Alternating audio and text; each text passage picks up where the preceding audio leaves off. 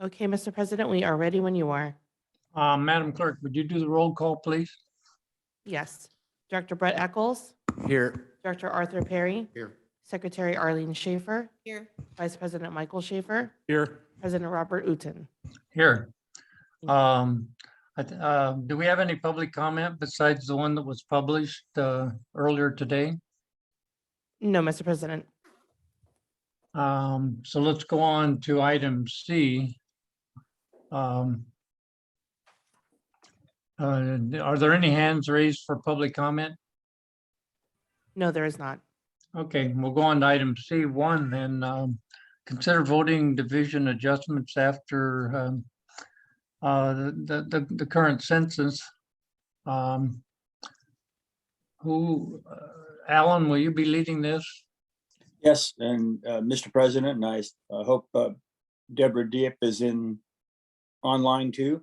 I am. Thank you, Alan. Hi, Deborah. Good morning. Good morning, Mr. President, Board. Before you today is a proposal to adjust the boundaries of the district voting divisions you adopted in 2018. The proposal adjustments are necessary under the voting law, which requires adjustments after the decennial federal census.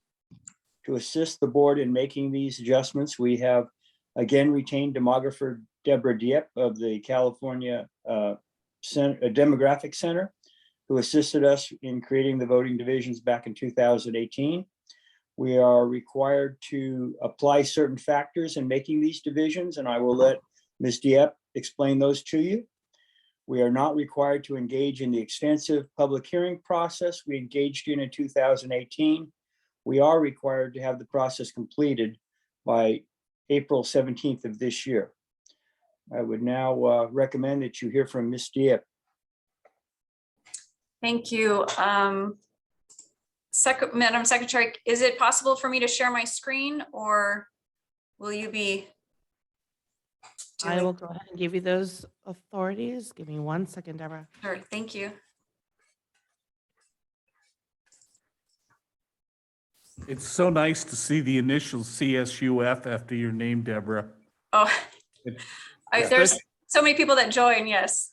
Especially since Director Perry and I are fellow Titans. Oh, Right. very good. I am Me a too. graduate as well. You're not a Titan. You're a dirtbag. Okay, so everybody can see the start of the presentation? Yes, yes. Yes. Wonderful. Good morning again. Yes, my name is Deborah Depp. I am the director of the Center for Demographic Research here at Cal State Fullerton. We start all of the presentations with an acronym list, and the presentation was included in your packet, so you can refer back to it if necessary. This is one of those things that there's a lot of acronyms that are in our world, and especially if you do this only once every decade, or again, we only did this a couple of years ago, not everyone remembers all of those acronyms. So again, what is redistricting? Every 10 years, agencies that elect their boards by division or district or trustee, whatever the agency is, the name will depend on that. These are required to be evaluated to look at the equality between the areas represented by the board using the most recent decennial census information. And this process is called redistricting. There are various requirements in both state and federal law on the districting process and data used in redistricting. And again, your counsel, Alan Burns, he can go into more detail and answer questions on those requirements as well. There are two key sources of data used in redistricting efforts. The first is the Decennial Census Public Law 94171 redistricting data file. This includes the total population by race and ethnicity, as well as the population 18 and over by race ethnicity. Though the data is normally released by April 1st in the year following the decennial census, the data was actually delayed by 5 months due to the COVID pandemic and the related shutdowns. The second file used is the Citizen Voting Age Population, or Cvap. The Cvap is a product of the US Census Bureau's American Community Survey, or ACS. This is a monthly household sample survey of about 250,000 households each month across the nation. These are 5-year estimates, which means the data is collected over a 5-year period. The most recent data set available is still the 2015 to 2019 5-year estimates. These data were collected between January 2015 and December 2019, so these will not match the 2020 census counts. These were generated at the 2010 census block group level and were disaggregated to by the statewide database from the 2010 census block groups to the 2020 census blocks. These are estimates of the population by race and ethnicity for the adult population aged 18 and over that are citizens. So this is the population that is eligible to vote. The first step in redistricting is to evaluate the current conditions and equality amongst the existing director divisions. This is determined by first calculating the total population for the agency, and Costa Mesa Sanitary District's 2020 population total is 118,287 people, and dividing that by the number of director divisions, which is 5. The target population for each of the director divisions is 23,657. When you undertook the effort to create the director divisions in 2018, the 2010 census population was used since it was the most recent federal decennial census available at the time, and that was what was required to be used. Between 2010 and 2020, the district has only grown by about 2,100 people, or 1.8%. Now, again, since the growth throughout the county and throughout the district was not uniform since the last census, when we look at the existing director divisions, we see some large differences between the current division populations. During the districting effort in 2018, the target population was 23,235. Now the target population is only about 400 more at 23,657. We see that Division 1 is just over the target population by 452 people, or 1.19%. Division 2 is the largest division at 1,350 over the target population, or 5.7% above. Division 3 is just under by 708 people, just around 3% under. Division 4 is under by 1,283, 5.42% under. And Division 1 is actually, or sorry, excuse me, Division 5 is right about on target at 191 people, above the target at 0.81% off the target population. Another key thing to remember when creating a division plan is that the percent spread between the smallest division and the largest division needs to be under 10%. This is because 10% is presumptively constitutional. To give a visual to explain why these numbers are important and how they are used, again, using the current director divisions, we see that divisions 1, 2, and 5 are above the target population, and 3 and 4 are below the target population. And to calculate the percent spread, what we do is we take the smallest and then the largest, we convert those into absolute numbers. So going back, sorry. Going back, doing a little bit of algebra, converting and taking the absolute value of those numbers, so converting them both to positive numbers, you add those two together, and then so the percent spread is above 10% at 11.13%, and so the divisions do need to be revised. Again, this is a current map of your director divisions that were adopted in 2018. So with the redistricting criteria that we have to follow, the primary goal of redistricting is to have the divisions be as nearly equal as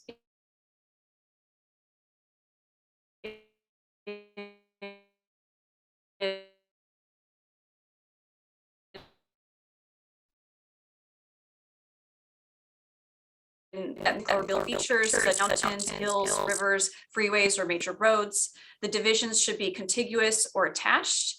If possible, the divisions should be compact and cohesive.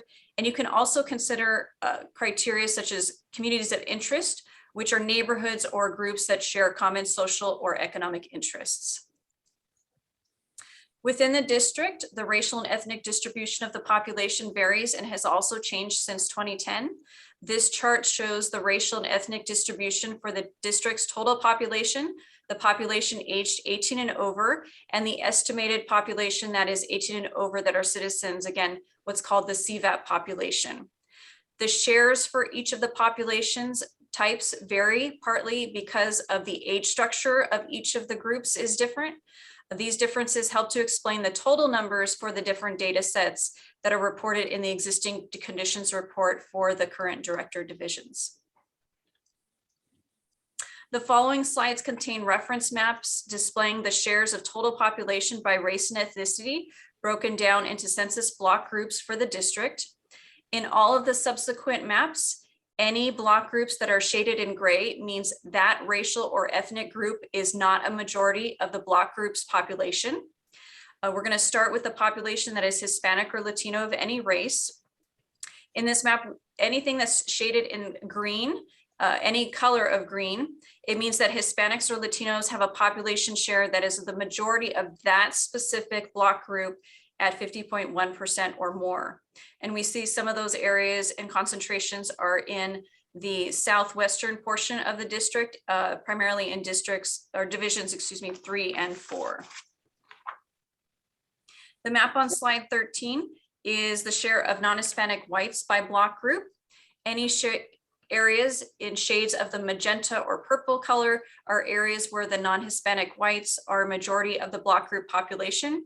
And this makes sense, again, because if all of the population block groups that are shaded in gray, it means they're not a majority, and you'll see different, you can only have one majority population within a specific block group, so you won't see overlap in those block groups. On slide 14, we have the share of non-Hispanic Asians. There are no block groups where non-Hispanic Asians are a majority of the block group population, but there are some with some larger shares in the northern part of the district adjacent to Fountain Valley. The largest percent share of non-Hispanic Asians in the district is 27.4%. This map is all gray. There is no block group in the county or even in the district where the share of non-Hispanic Blacks or African Americans is greater than 50% of the population. The largest percent share of non-Hispanic Blacks or African Americans within the district is 3.5%. We see the same thing for the non-Hispanic American Indian or Alaska Native population, where the whole map is shaded in the lightest gray color. The largest share of non-Hispanic American Indian and Alaska Natives is 0.8%. The same goes for the population that is non-Hispanic Native Hawaiian or Pacific Islander, where the population share is no greater than 2.3% in any given block group in the district. Deborah, Yes? would you mind holding for a second, please? We lost you way back somehow. Our Zoom feed got disconnected. Okay. How far back would you like me to go? I think we were on the first slide with the Hispanic population, The green with the greens? with the greens. Okay. So did you get to hear any part of this? We did get to hear, yes, like Okay. maybe the first beginning part of it, but give me a second. We're still trying to get back. Okay. Is it on my end? Should I turn off my video? Maybe there's a streaming issue. I'm not sure if it's on your end. It doesn't seem like we're connecting back on ours.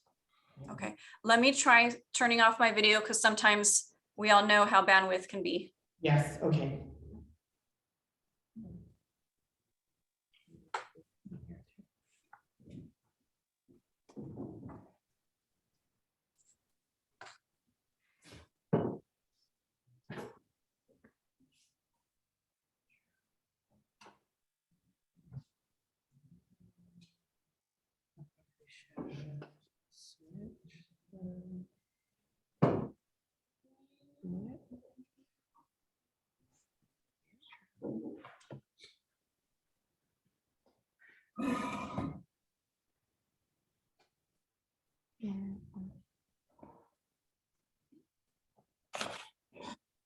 I need to bring yours over this way.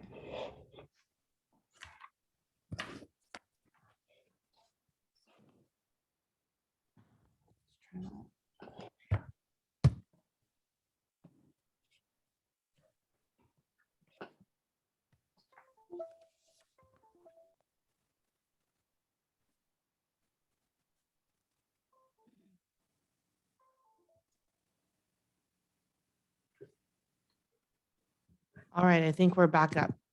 Okay. And if there's an issue and you want to switch back and have you folks handle the presentation, that's fine too. Nope, I think this is good. Okay, so just to bring us back again to recap on Hispanic or Latino, this is the first set of slides of the series of population shares by race ethnicity for the 2020 decennial census. In the subsequent maps, anything that's shaded in gray means that that particular racial or ethnic group is not a majority of the population. The shades in green on this map are where Hispanic or Latinos are a majority share at 50.1% or more.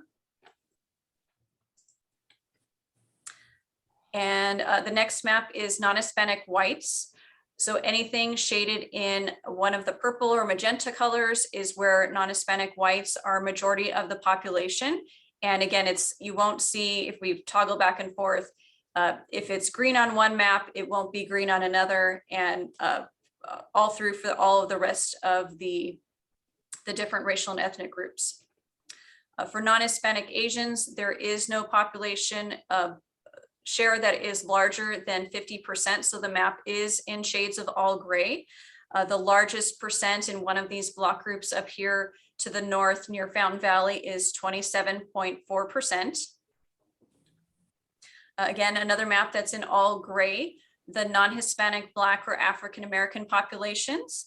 No block group in the county or the district has a share of, actually no majority share, so there are no shades of the purple, but within the district itself, the largest percent share is only 3.5% of the any given block group population. For the non-Hispanic American Indian or Alaska Native population, again, the whole map is in the lightest gray color. The largest share of non-Hispanic American Indian and Alaska Natives is 0.8%. We see the same for the non-Hispanic Native Hawaiian and Pacific Islanders, where no population share is greater than actually 2.3% in any given block group. For the population that reported being some other non-Hispanic race, again, the population shares throughout the county and the district are very small. And so the population share within the district is no greater than 1.5% of any given block group. On slide 19, we have the population shares of those non-Hispanic 2 or more races. The largest share is 14.3% within the district. The next three maps are population shares of the citizen voting age population by block group and race ethnicity. Because of the small population shares of the other racial and ethnic groups, the Cvap is only being shown for the 3 largest racial and ethnic groups, again, as the others do not have Cvap population shares or concentrations to build a division around. So we're starting again with the Hispanic or Latino of any race, the Cvap shares. We see some areas that are similar, but there are fewer, and it is a lower concentration of Hispanics or Latinos, again, partly because of those, the age structure and also the citizenship status. There are only 10 block groups where Hispanic or Latinos are a majority of the Cvap population. This is the Cvap shares of non-Hispanic whites. The majority shares are found throughout the agency. This is the Cvap share for non-Hispanic Asians. Again, we see some similar concentrations as seen with the total population, but no block groups where non-Hispanic Asians are a majority of the Cvap population. This table is included in the existing conditions report for the current director divisions and is also included here for reference. It is the racial and ethnic population shares, again, for the 2020 total census population, the population aged 18 and over from the decennial census, and then the Cvap population shares. There is one difference within the 2 different data sets, and that is the some other race is actually distributed back into the other categories, and it's not included in the Cvap. The Cvap shares for Plan 1, we were asked to create a plan to adjust the director divisions, and looking at that and seeing what we could do with the existing divisions, because we were so close above 10%.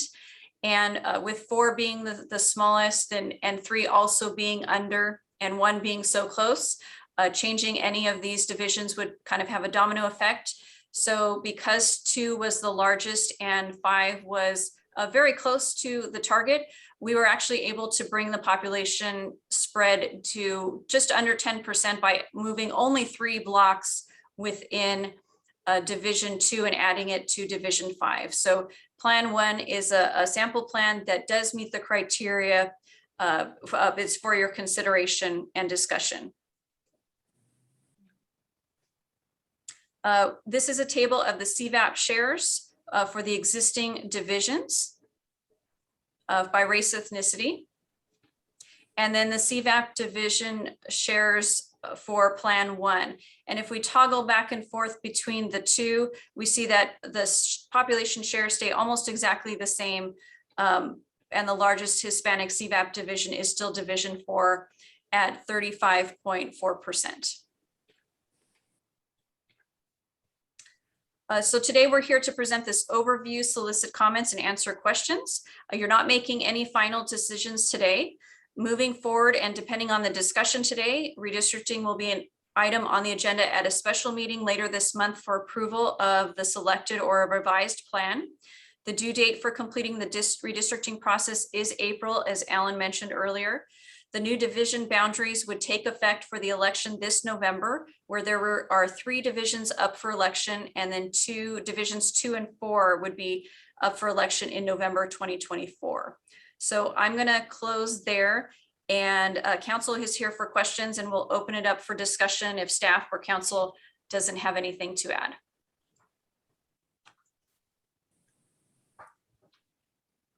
Do any of the directors have anything to discuss on this topic? Mr. President, I do. Yes, sir. Just a question, Deborah. So if I heard correctly, we're talking about basically 3 blocks is the only change from our current districts. Did I get that correctly? That's yes, it's the Plan 1 that we presented. That is the only change between the current and say Plan 1. Mm-hmm. Got it. And I mean, I don't know if you have this, but is that both sides of the street of 22nd or is it just one side? I can't recall, but. So the cutoff right now is at 22nd Street all the way across. And Right. The new boundary would be Virginia Place, would be the northern. Okay. So folks on the south side of Virginia Place would be in Division 5. Got it. All right. Thank you. Sure. Bob, this is Mike. I have a Sure. quick question. Deborah, all of this is predicated or dependent on people who completed the census, correct? Yes. So Caveat, but yes. in your opinion or judgment, what impact or the people who did not take the census, there's no way to incorporate that or to consider that or to put this into any kind of plan. If they didn't take the census in terms of our redistricting, they don't even exist, right?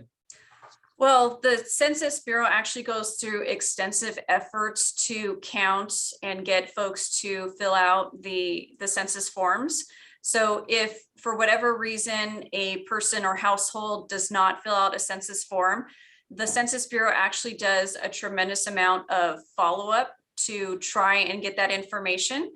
Whether folks agree or not, or don't agree with the methods, they actually do go out and knock on people's doors. And if it's, say, an apartment complex, they'll knock on the manager's door and try and figure out who lives there. At the end extreme of if they have what's called a non-response, and it's called NOFU, the non-response follow-up, they will actually go out and talk to neighbors, or again, if it's a complex or if there's some type of property manager, they will try and ask questions. Who lived there? How many people lived there? And the ages of folks. And they actually will impute the data and try and get some sort of count. So even if they can't get exact ages or race, ethnicity, or people's names, because as you probably know, if you filled out your census form, I hope you did, There's a lot of Yeah, I information agree. that they do collect. So folks that don't respond, they actually do great effort to try and get, even if it's just in a sense, placeholder numbers to get counts there. But it's true that not every person gets counted. The goal is always 100%, but they do have efforts and methods to count those that actually choose not to respond. So kind of the bottom line is the non-responders have very little impact on the overall numbers and what we're looking at. Is that fair to say? Yes, and in redistricting, we don't have the option to supplement with any additional data, even if we have it from whatever source. The redistricting data, whether it is highly accurate or not so accurate, that is the data set that's used. Okay. And finally, just thank you for your efforts in this. I know based on what I hear at OCOG and some other places, you've been extremely busy the last couple months. So thanks for helping us with what we're doing. Oh, you're welcome. That's it, Bob. Any other questions by the directors to discuss this topic? No, Barbara, I was just wondering, why use the title non-Hispanic in every category, except the Hispanic? So the Census Bureau has strict definitions and categories. And if you're breaking down the populations by race, it would be the categories of white, Asian, Black, Native Yes. Hawaiian, those. Hispanic and Latino is an ethnicity. And Yeah. so it's Hispanic or Latinos can be of any race. They could be Black, they could be white, they could be Okay. mixed Asian. And so it's a very specific category. It's a great question because not everybody pays attention to it. So I love when people pay attention to the detail. So we do ad nauseum, I understand, but all the categories are either, if Hispanic or Latinos are included, then all of the other categories that are reported should be classified as non-Hispanic. Okay, thank you. Bob, I have one, Bob, this is Mike. Just a Yes. quick question for staff. Deborah mentions a February special board meeting. Have we scheduled that? Okay. But we can't do this at the regular board meeting, correct? I think we intend to, don't we? And if I can jump in here too, that's partly our issue because we do have so many projects going along. We have another conflict currently with your regular standing board meeting. And so that's something that we had already committed to on other projects. And so if possible, we'll try and schedule this with your regular board meeting. But if that conflict does still stand on February 28th, I think it is, we might have to have a special board meeting. Okay, thank you. Schedule that now is the tentative date. We're looking at February 23rd. What day of the week is it? Wednesday. What time? Early? Fourth regular board meeting time. Oh, it's a special, that's a special meeting. Is this where the public is invited to come? 23rd would be a special meeting. Yes. Would that be a 6 o'clock meeting or 4 o'clock meeting? Pleasure of the board. If you like morning or in the evening. Can it be in the morning? That doesn't work. Not for date me. Or The the date's fine, but not in the on the morning. morning, so the evening Evening works for me, but that's just me. after 4:30 or. No, it'd have to be like 6 for me because I'll be in the season. I could do, 6 is fine. That would, I And think that's- that, I'm sorry to tell folks too, I have a conflict that evening at 7 with another meeting. So I know we're trying to schedule if possible, but If we did it at 6 and we did it obviously hybrid by Zoom, you're not going to take an hour I don't think your presentation would take. Does that work? Is your 7 o'clock in Zoom or is that a somewhere else meeting? it's in person, but I could probably do a Zoom at 6, but I'd have to be done by about 6:30. Oh, wow. So if we were first on the agenda, it's possible. Well, it'll be the only item on the agenda for the special board meeting. What about 4:30 on that day, Deborah? That anytime before If I have to finish by 6:30 at the very latest, so 4:30 would work. Okay, let's schedule for 4:30 on the 23rd. Thank you. Yeah. Okay, any other, I see Jim Moser's hand raised. Any other directors need to weigh in on this topic? Mr. President, we should probably mention also that we received a public comment from Mr. Martinez about his plan for redistricting. And Yes, for the benefit of the newer council members and those who are not present in 2018, we would need to say that the district did go through extensive public hearing and outreach process to arrive at the divisions we now have. And there were many plans that were considered at that time, and we settled on this plan. And this is a simple adjustment to that plan, but folks would want to hear the history of that to know how we arrived at the divisions we did arrive at. yes, and I think there were probably 5 different plans that were submitted by individuals and the CAC, and this plan was chosen. Do any of the other directors need to weigh in on this matter? Jim Moser had his hand up. Jim, would you go ahead? Yeah, thank you, President Uten and members of the board. This is Jim Moser. I'm sorry the video doesn't seem to be working today. I hope the audio is. Yes. First, I would note that the great bulk of the presentation had to do with the racial ethnic composition of the district, and in the end, somehow how that related to the district divisions themselves. I'm a little confused about that emphasis because it doesn't, race and ethnicity doesn't seem to be one of the listed criteria that you were supposed to use for redistricting, which have to do with being cohesive, contiguous, geography, topography are all higher. Is this communities of interest, or what? How does this relate to the criteria that we saw on the slide? Because there's a huge emphasis on this, and it's not obvious it's even a criteria to be considered. A second comment I wanted to make is about the staff report comment that you would not have to go through the extensive series of hearings that you did for the initial divisions.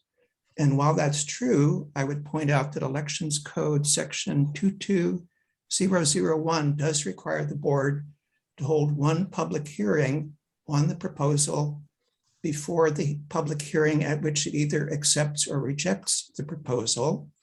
So I'm wondering if today's meeting, which was advertised as a study session, is being regarded as the first public hearing, because it was not very well advertised as being a public hearing on this. And then second, I'm a little confused of all this emphasis of needing a special meeting. If the deadline is in April, I don't know why you're rushing to hold the public hearing in February at a special meeting. Those are my comments. Thank you.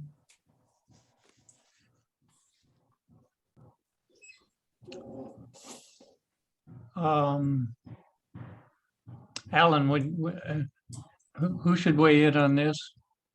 I will have to research the election code reference. I don't have access to that remotely.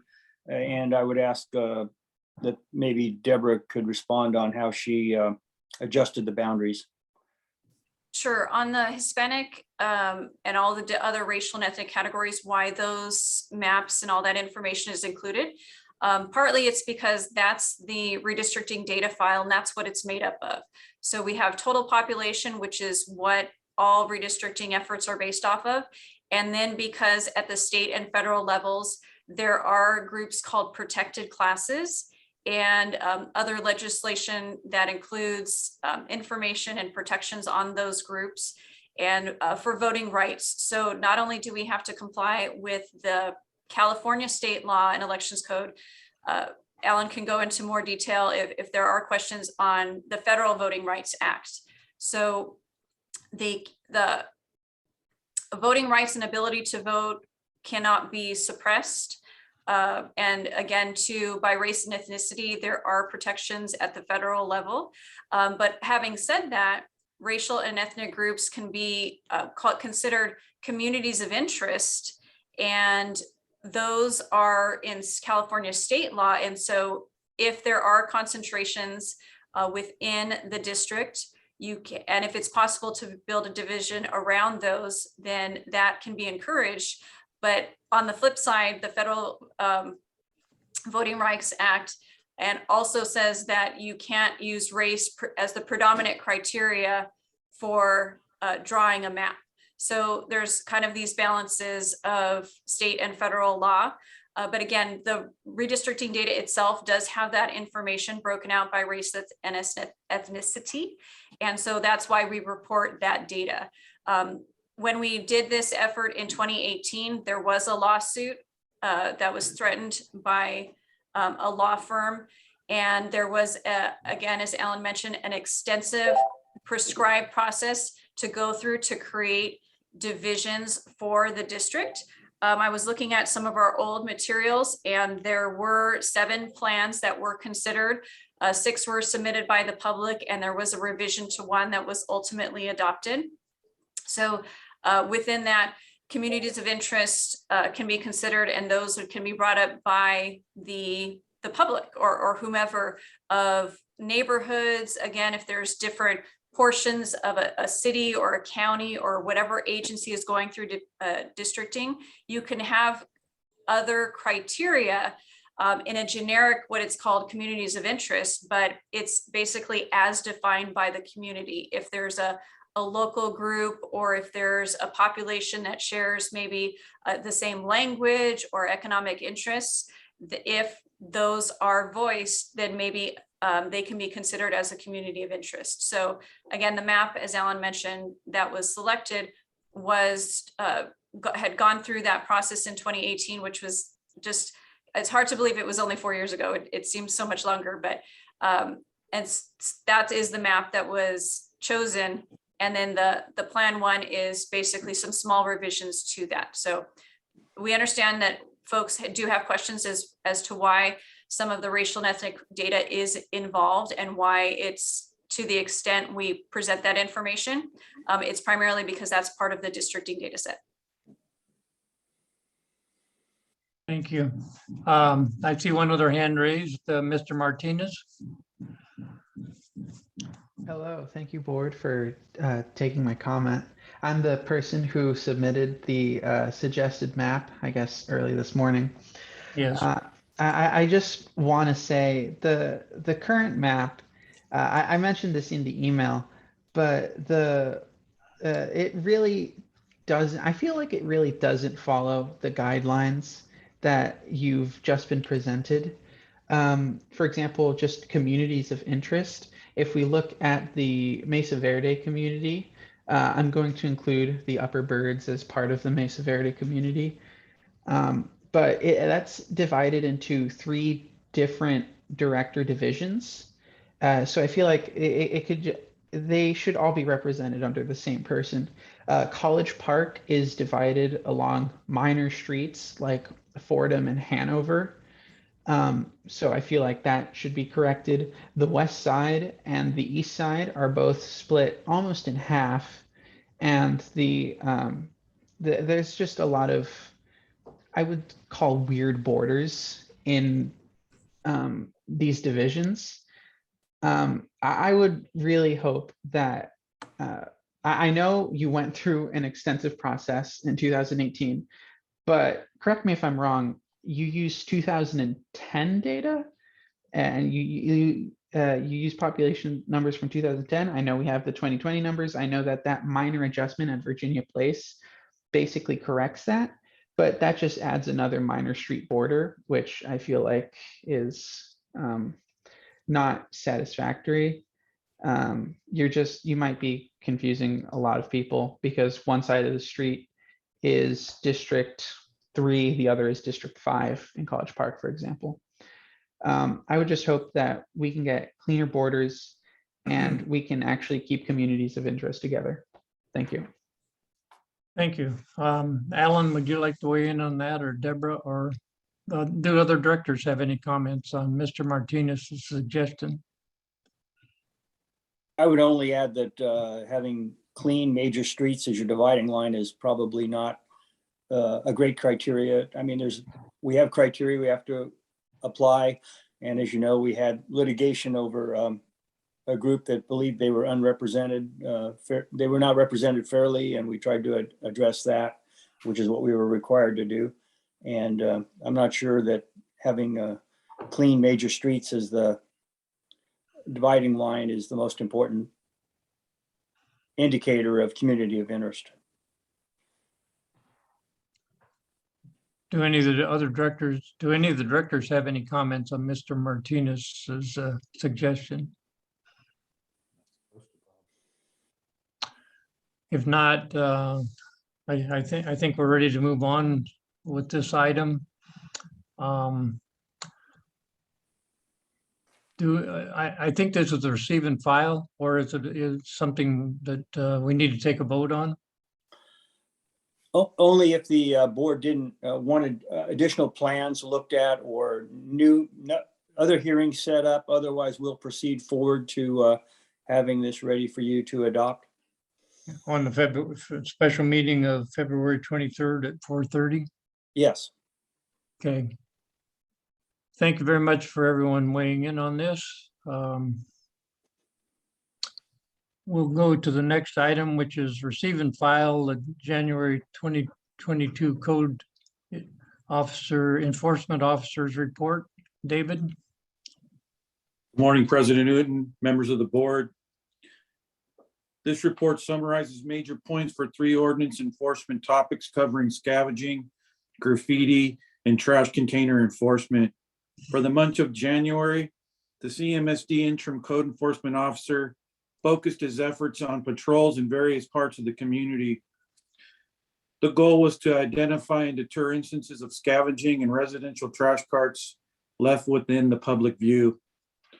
In the month of January, the district saw a number of complaints filed with the CMSD interim code enforcement staff regarding scavenging activity in the city. As with most scavenging complaints, the alleged violations take place in early morning hours. In order to address resident concerns, the interim code enforcement officer is patrolling the streets by 6:30 a.m. In the month of January, I had proactive scavenging investigations, grand totaling a number of 8. Listed throughout the report with addresses and locations of those. Any questions on those? Mr. President, I had a question. Go ahead. On one of, like, most of these are listed as, you know, made contact, they returned the items and they left. But the 2683 Eldon Avenue was just written a little bit differently. I'm just wondering if there was something more to this, because it made contact, asked him to return all the items, advised him of the ordinance. He just left area on bicycle. Did that individual return the items, or was there any incident or anything like that? No, sir, Director Eccles, and I apologize. If I don't see them taking the items, then I really can't enforce having them return something that I didn't physically observe. But there was no incident. I informed him about our ordinance, and he left the area without incident. Okay, gotcha, because I know exactly who this person is, so I was curious. Okay, thank you. I had a question. David, when you're going around, did you ever see scavengers because of our situation that we had? With the CR&R Yes. and the missed pickups, without, looking at, it's possible that some of those in College Park, a lot of those were on Wednesdays, on the trash days.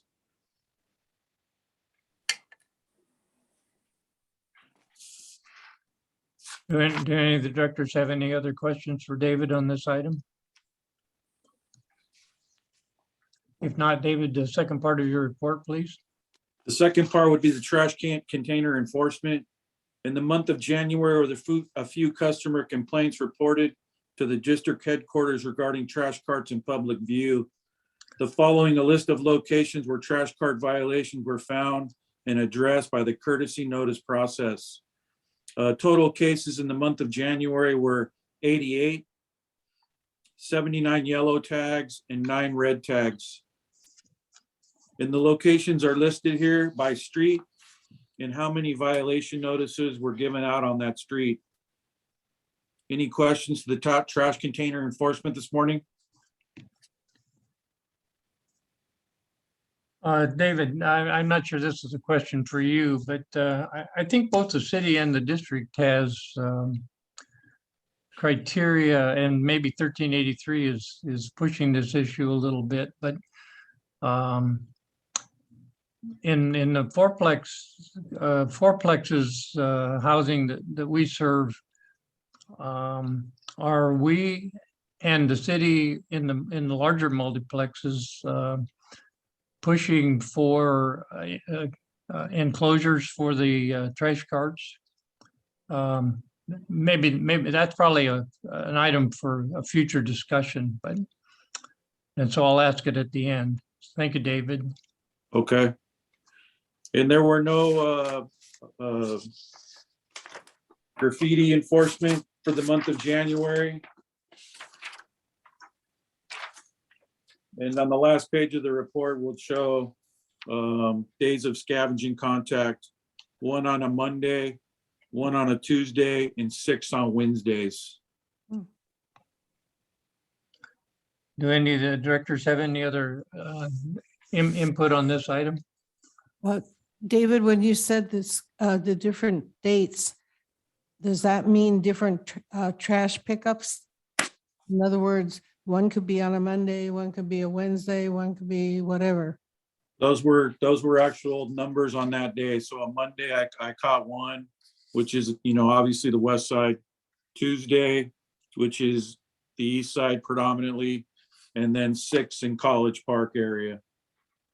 Wow. Okay, thank you. Thank you. Thank you, David. I think we can go on to item number 3, which is a sole sourcing of some flight pumps to Xylem Water Solutions, Inc. Scott, are you or Mark going to weigh in on this?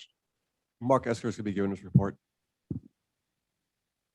Good morning, President Newton, board members. The item before you is basically, well, let me start by saying that we're replacing the mechanical equipment over at the West Bluff Pump Station, and it's part of a mechanical rejuvenation for that project. Due to the flight people are saying between 12 and 20 weeks lead time to obtain the actual pumps that we need to replace the existing pumps, we are coming to you with a proposal to purchase the pumps now and send them over to the contractor. As you recall, back in 2018, this board entertained sole sourcing flight pumps for the President Pump Station. And my understanding is prior to that, we have also sole sourced flight pump stations because we've standardized on the flight because of the controls, the wiring diagrams, and the other information that staff is familiar with, and are concerned with addressing SSOs or pump failures as soon as possible. We like staff to be familiar and have every station look like every other station, basically, is what I'll say. So the item before you is basically to approve sole sourcing flight pumps to Xylem Water Solutions, which is the, I think, parent company of flight pumps, in the amount of $24,429.62.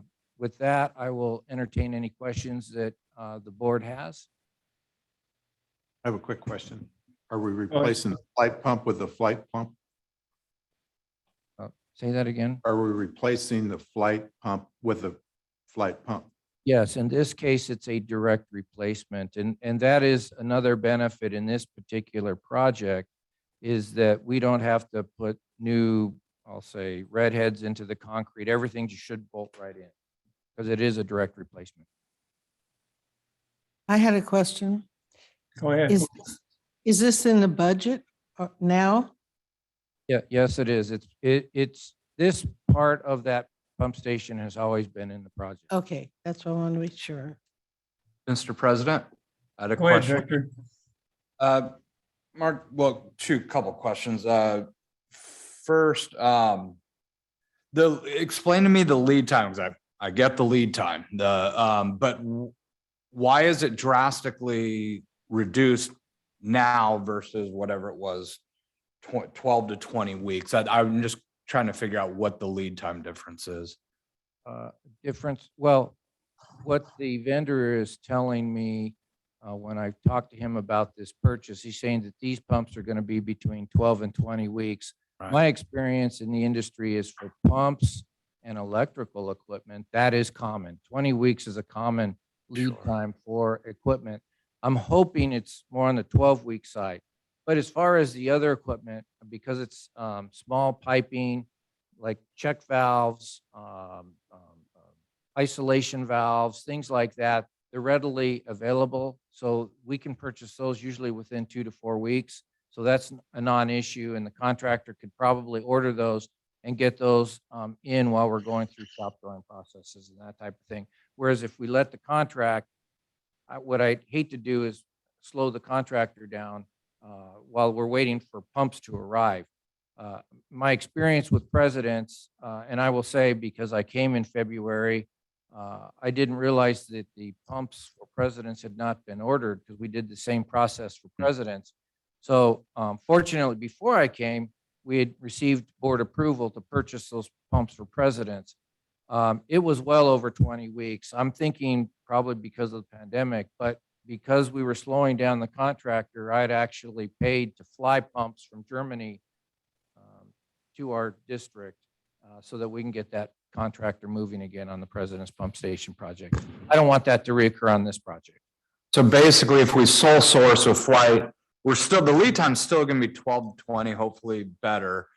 But if we put this out to market, what's that do to the lead time, I guess? Oh, it's probably going to add 2 months to the. That's, yeah. I didn't misunderstood your question. No, okay, gotcha. No, I'm just, and then somewhere in here, I did see it's coming in, it seems to be, as it's written, significantly under budget. Did I read that correctly, or? No. The project as a whole is properly budgeted. Okay. This is a small, I don't want to say small, 20,000. Right. $25,000 is just part of the 175,000. We do have to hire a contractor. We do have to, obtain bids on all the mechanical work needs to be done, and that's probably a lion's share of that budget. And I'm going to say about 10%, 15% is allocated to design, inspection, that kind of thing. So the overall project itself is going to be bid, the labor part, which is going to be a significant portion of the budget, is going to be publicly bid and all that. We're just talking about one piece of equipment we're sole sourcing directly. Is that correct? Yes, we're just asking sole source on these two pumps, the valves, piping, check valves, and even various other things that are going to be part of the contract will all be part of the bid. So it's not just labor, it's going to be right. The mechanical in the station as a whole. There's an exception to that, but we're asking, I believe, and we're being told that this equipment is in inventory, but we have programmable logic controllers that must be sole source because of the control system that we've adopted. It's agency-wide and it goes across all the pump stations. So we can't have, I'll say, XYZ vendor for that control in one station because the programmable logic controllers need to be programmed specifically to our stations and be able to communicate to our communication systems. That includes pump run time and various other information, how the pumps start and stop. All that's got to be pre-programmed into the controller. So, but my understanding and what the vendor tells us is that equipment is on the shelf and readily available within that 2-month window I was mentioning. Right. So that will be sole source, but it will be sole source under the bid work. Okay, and then when you do put this out to bid for the various installer contractors and all that, we're not gonna have any issues with like, oh, we don't install Flight, or we're not familiar with Flight, or will we, or does it preclude some contractors from bidding on this? I guess I'll say, I'm not 100% certain. There's not an impact, but the fact of the matter is Flight is a well-known pump, and many of the mechanical and general contractors are familiar with them. They use them, and it's, I guess, whether it's Flight or another brand, Fairbank Morse, let's say, they're okay with installing. Okay. Familiar with multiple styles and types of pumps. A lot of that is I'll say customer preference. Got it. And last question, I'll turn it away, but so Flight is basically what we've been using everywhere for the most part, correct? Yes. All of our stations currently have been retrofitted or have had Flight pumps installed, with the exception of 2. And then one of those stations will be, I think it's Avamore, that station was put in as a temporary pump station, thinking that we would be able to take our flow to OC sanitation. Okay. Fact of the matter is they canceled that project. So now we have to retrofit and make that a permanent pump station. It's something that we wanted to let the station, I guess, life go so that we didn't have to spend the money early. So, but we will be doing that here this year as well. Okay. Hopefully this year. That's my goal. Got it. Thank you very much. Yeah, I mentioned one other thing, President Newton and board members, is as you recall, during our last board meeting, President Newton suggested that we put together a list of items such as PLCs, pumps, things that have been standardized here at this agency. And I've seen that at other agencies. We are planning to put that list together and bring that forward to you as a future item. I will be working with Steve Cano, our wastewater superintendent, on developing that list because he's the biggest user. But I think this list is a good way to I guess, vet these items, and that way you can see everything that we sole source. I'm going to say, give us a couple of months to put something together and bring it to the board of directors. And that way we could get authorization to continue to sole source these items like the programmable logic controllers. So that item's coming, President Newton. Oh, thank you, Mark. I have one question, Bob, for Mark. Go ahead. Should we buy additional Flight pumps in advance to keep in storage or not? I'm going to say no. Typically, if this is a pump that we don't already have, we will be ordering, and I think this order does include a spare pump, so we don't need multiple spare pumps. Okay. What I'm looking to do is work with Steve Cano and Tony Gomez on seeing which pumps are interchangeable.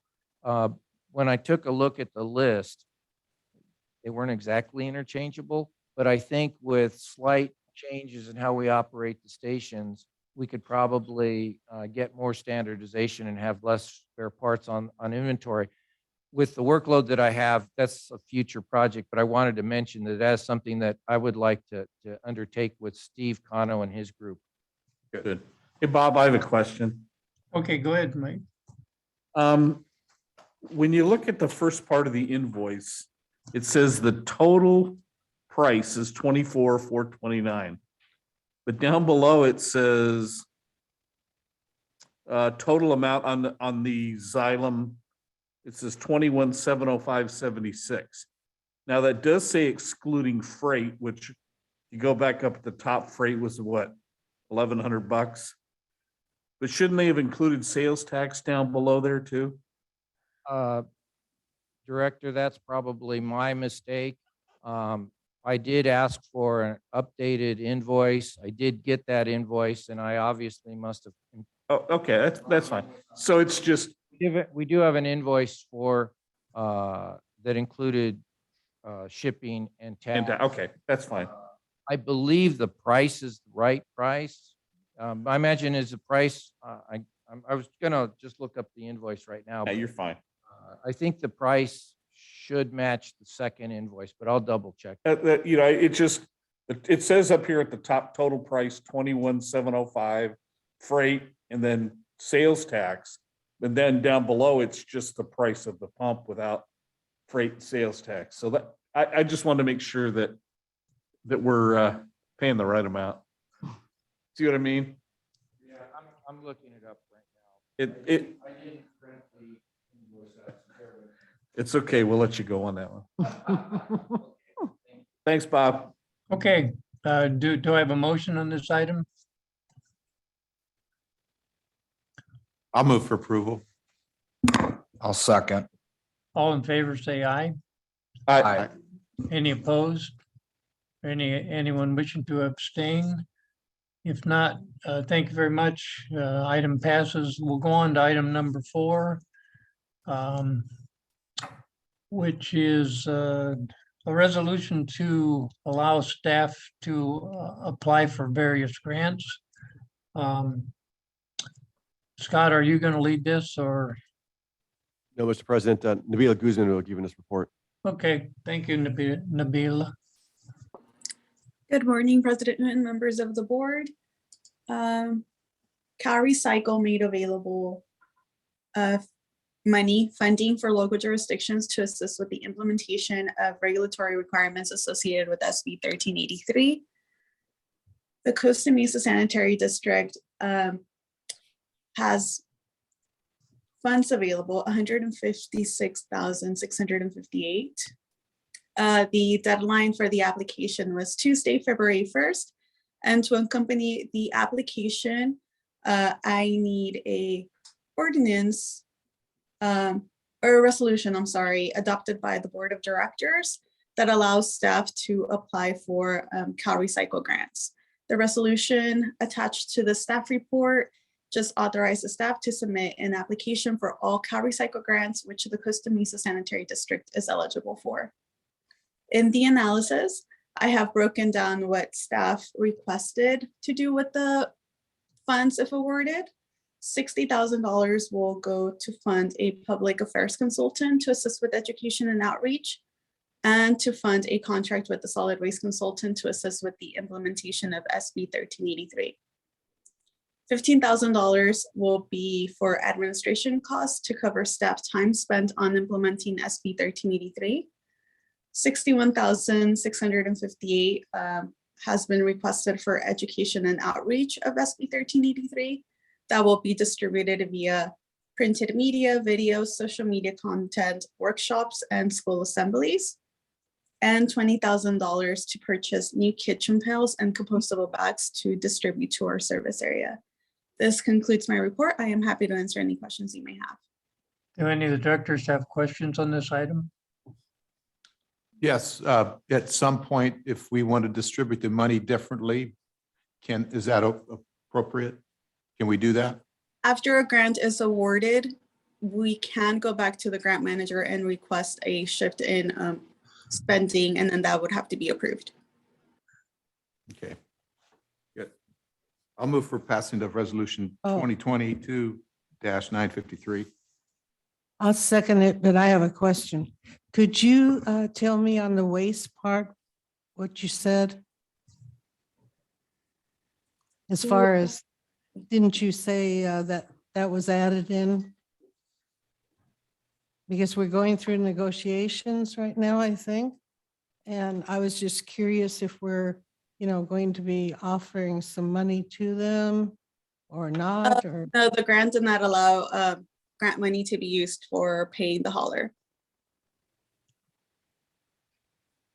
So in the grant application, it said that grant funding would not be used to offset cost associated with our CRNR contract.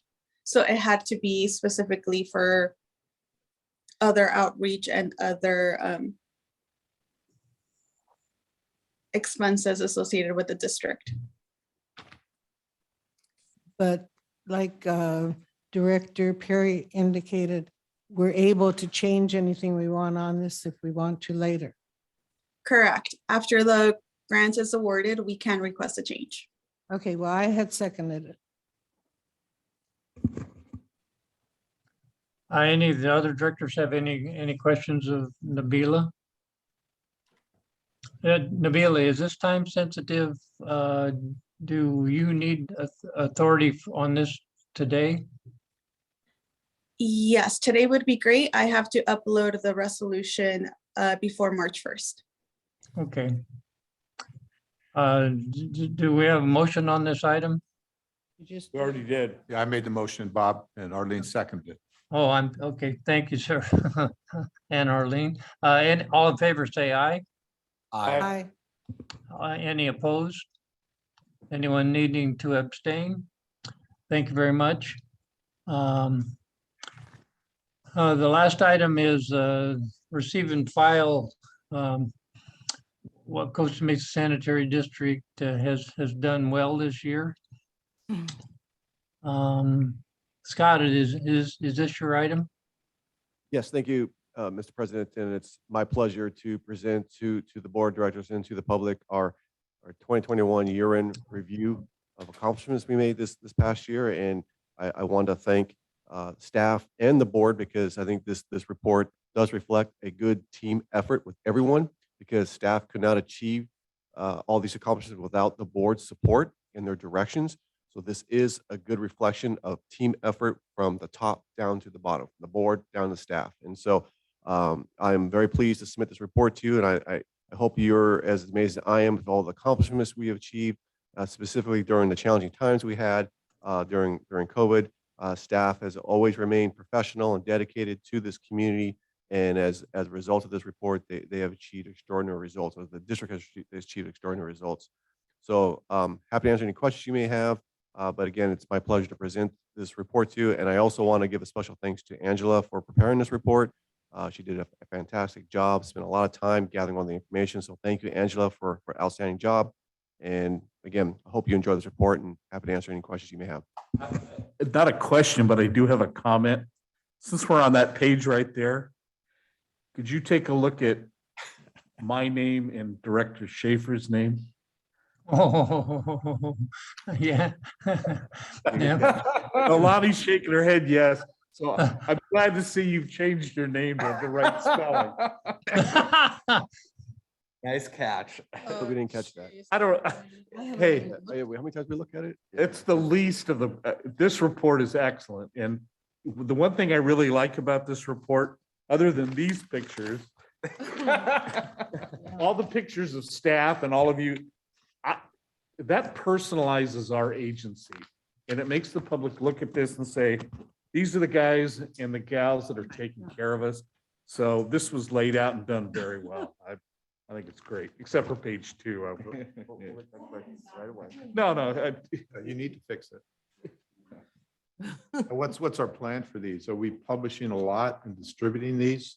No, we're mostly like, this is the new version we have online, this flip kind of page where it's all going to be online. We'll have a few hard copies available, but again, for you want to promote zero waste, right? And so you don't want to create a lot of paperwork. So that's why we want to keep it digital. Call. I'm just thinking like one for the mayor of Costa Mesa, one for the city, one for the water, something like that. Yeah, we could definitely mail one out to the elected officials. That's Definitely. good. I would include even like our supervisor, our Congress, all those people should get one of these. Okay. Mr. We'll do that with we'll make a cover letter from President Newton too. We'll do that. Okay. Mr. President, Yes, sir. just a couple things, but congratulations on all the staff. We can see there's a lot of good things happening, and so great work and also putting this together. I know our social media campaign is important, and we want to and I know a lot of this has already been put out there, but is there a way to take at least a few of the top highlights, a few of the other pages, and like a couple of the things, and just put it into 1 or 2 social media blasts out there, like just cherry pick a few of the items, and just remind people what we're doing. All right, thank you. Well, that's a good idea. Any other directors' comments on this? If not, thank you very much, board and staff, for all the effort put in over this past year. I think the accomplishments speak for themselves. Let's go on to closing items, oral comments and director's comments. I had a comment, Mr. President. Go ahead, Director Schaefer. Okay. Actually, this is a time when CSDA does nominations again for and recognizing people for their positions, whether last time it was the staff that got a lot of recognitions, and we were very fortunate that we won. And this time, the date is May. So I would like to put on our board agenda when we have it on, when is it, 28th of February. I'd like to put on that I'm able to nominate some people. And I would like to tell you who they are so that if you don't want them, that I get a consensus of everybody, what their feelings are. First of all, Manager of the Year. I've put this off for a while, but I want it on now. And I think our manager is quite worthy of being Manager of the Year of all of California. So he is one, and I would have Scott be. And the other one, we've never done this, and we should be doing this, and we don't. But this time, the board member of the year. And I'd like it to be Mike Schaefer. Yeah, I agree. And- We can apply for it. And so this is applying for it. And I do sit on that committee also that chooses, but I always do not, I do conflict of interest so that I'm not part of whatever happens. I appreciate the confidence. It's not, you don't do that, but I appreciate your confidence. What's the process for that? Well, right now, what we're doing is we're collecting everybody's nominations. You will get probably, if you haven't already, all the different categories that you can have, whether it be for the staff or whoever. And then the deadline is May. And so we can put this together real easy. And all you do is we're submitting it to professional development. And I also sit on the one that's going to recognize whoever's going to be the speaker that day too, on a special committee on that. It'll be interesting. But this to me was important because we need the time to be able to get started on it. So are there any? Would suggest that we do both of those. Okay. That's my suggestion. Okay. Is everybody? Do any of the directors have any concerns or input on this? And do we need? No, this you to- don't. You don't need to do anything as long as I can have it on our agenda. And then That's my question. Do we need to have this on a future agenda for it to happen? Or can we just do it? Well, Yeah. we could just do it. It would be better if you put it on a future agenda unless this is a time sensitive matter because Yeah. it wasn't Okay. on the agenda for approval at this meeting. I Okay. just feel that Director Schaefer's put a lot of effort into a lot of areas and running around doing everything he could to be part of everything. And Yeah. I really think, it's time to recognize these people. Well, I think we all concur. It's just my question is, and Alan said that we probably should put this on a future agenda. So I Yeah, would the- suggest the upcoming board meeting. The only reason I really want it on is because it's coming from all of us. It's not like, it's Yep. one effort as one person saying this. So in other Okay. words, this is coming from the Costa Mesa Sanitary District. Yep, Board. well, Alan concurs, so I think we'll put this on the upcoming board meeting. Okay, thank you. And the only other thing I had was, please put your 700 forms in if you haven't yet, because there's a deadline for it. And also for the different expense 460 form that you have to fill out of the other half of 21. if you haven't done that yet. Thank you. Well, I think if you haven't done it yet, you'll get a letter from the DA pretty quickly on the 460 form. Yeah, true. I have had one in the past. I didn't realize how important that was. And my wife said, you know, if you go to jail, you know, just tell me what kind of cake Bubba likes. Now you have a lien on your house. Don't worry about it. Well, when you get a letter from the DA, you jump. Yeah. At least I did.